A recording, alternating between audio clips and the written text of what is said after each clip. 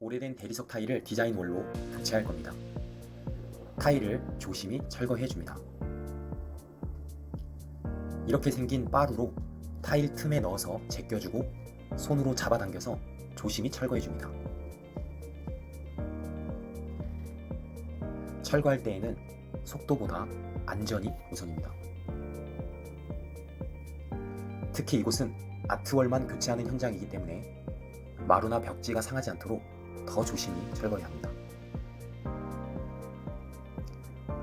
손에서 타일을 놓쳐서 바닥에 떨어뜨리는 순간 일당이 날아가 버립니다. 그렇기 때문에 일명 이삿짐 박스라고도 불리는 플로베니아 보드를 사용해서 바닥을 잘 보양해 주었습니다. 보통은 위쪽부터 시작해서 아래쪽으로 철거하는 것이 맞는 방법인데요. 이 현장 같은 경우는 아래쪽 타일이 약하게 붙어 있고 위쪽 타일이 비교적 강하게 붙어 있어서 아래쪽부터 위쪽 방향으로 철거했습니다. 당초 계획은 타일만 철거하고 바로 디자인월을 붙이는 것이었는데 타일을 철거하면서 석고보드에 붙어있던 MDF 합판도 같이 떨어져 버렸습니다. 그래서 MDF 합판도 철거하고 석고보드에 디자인월을 부착하기로 했습니다. MDF 합판을 철거할 때 석고보드는 웬만하면 상하지 않게 조심히 철거해야 합니다. 디자인월이 석고보드에 바로 부착될 것이기 때문에 석고보드가 깨지거나 흔들거리면 곤란해집니다. 길쭉한 폐기물은 공간도 많이 차지하고 밟아서 넘어질 수 있기 때문에 그때그때 치워줘야 합니다. 혹시 아트월 교체를 고민 중이시라면 비용을 줄일 수 있는 방법 중 하나로 철거는 직접 해보실 수도 있습니다. 지금 이 현장같이 아트월이 타일로 되어 있는 경우 석고보드나 MDF 합판 위에 타일이 붙어 있다면 특별한 공구 없이도 망치와 빠루만 있어도 타일을 철거하실 수 있습니다. 하지만 주의하실 점은 철거할 벽에 콘센트나 스위치나 인터폰 같은 것들이 있다면 미리 그것들을 안전하게 분리해 놓고 그 다음에 타일을 철거해야 합니다. 철거가 다 되었다면 폐기물들을 깨끗하게 정리해줍니다.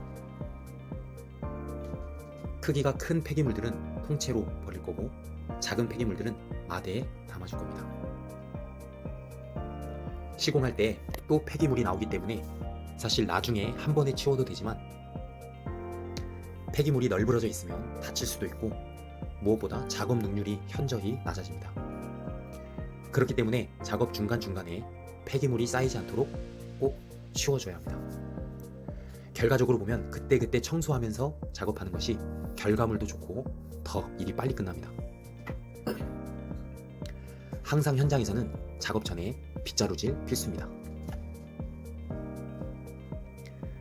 작업할 공간에 치수를 재고 합판을 일정한 간격으로 고정하기 위해서 표시해주고 있습니다. 합판을 재단하기 위해서 높이를 재어주고 있습니다. 이 현장 같은 경우는 디자인월을 석고보드에 바로 부착하지 않고 석고보드 위에 합판 쫄대를 대주었습니다.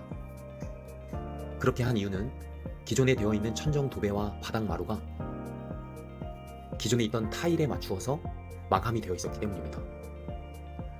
그렇기 때문에 석고보드 위에 바로 디자인월을 부착하게 되면 천정 도배와 바닥 마루가 벽에서 1cm씩 비어있게 되는 것이죠. 그렇기 때문에 합판 쫄대를 대어서 기존의 마감 깊이를 맞춰주는 것입니다. 석고보드에 합판 쫄대를 부착할 때에는 본드나 실리콘을 발라주고 F30이나 T64 타카로 고정해줍니다.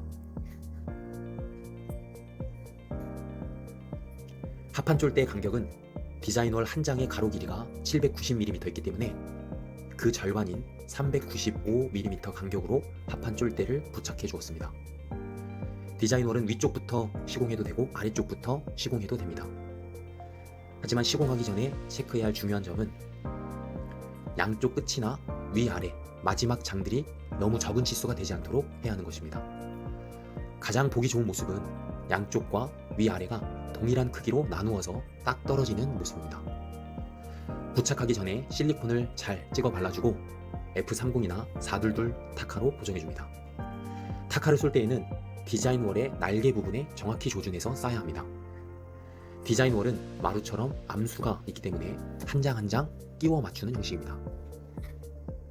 간혹 에어타카를 쏘는 그 순간의 반동으로 인해서 디자인월의 마감 부분이 깨져버리기도 합니다.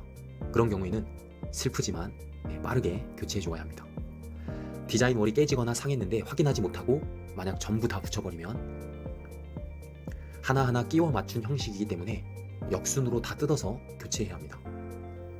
그렇기 때문에 중간중간에 어디 상한 부분이 없나 확인해 주는 거 필수입니다.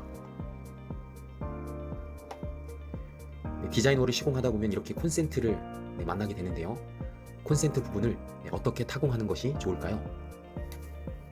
먼저 정확한 치수를 재어서 디자인월에 그려준 후에 드릴로 구멍을 내어서 직소기를 사용해서 정교하게 따내어줍니다.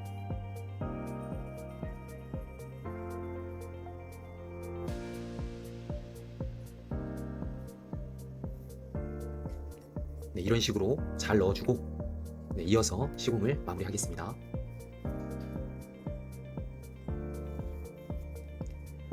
사실 아트월은 종류가 여러 가지인데요. 지금 시공하는 제품은 동화 회사에서 나오는 디자인월입니다. 또 다른 제품으로는 한솔 회사의 스토리월, 영림 회사의 스타일월이 있습니다. 제품의 원료들은 다 비슷한 것 같고요. 각 회사마다 재질이나 크기에 약간 차이가 있는 것 같습니다. 시공 방법은 모두 동일합니다. 디자인월을 모두 부착했다면 마감 몰딩도 붙여주어야 하는데요. 이런 몰딩이 들어갈 수 있도록 3mm 정도 틈이 있어야 합니다. 천장이나 바닥에 너무 빡빡하게 붙여버리면 나중에 이 몰딩이 들어가지 않을 수 있습니다. 디자인월과 디자인월이 만나는 아웃 코너에는 20:20 몰딩을 사용해줍니다. 양쪽 끝과 상하부에는 10:20 몰딩을 사용해줍니다. 몰딩은 실리콘을 발라준 후에 630 실타카를 사용해서 고정해줍니다.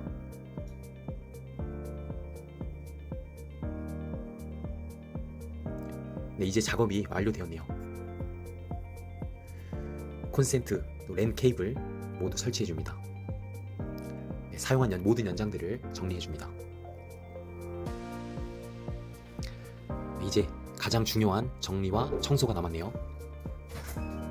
깨끗하게 치우고 정리하겠습니다.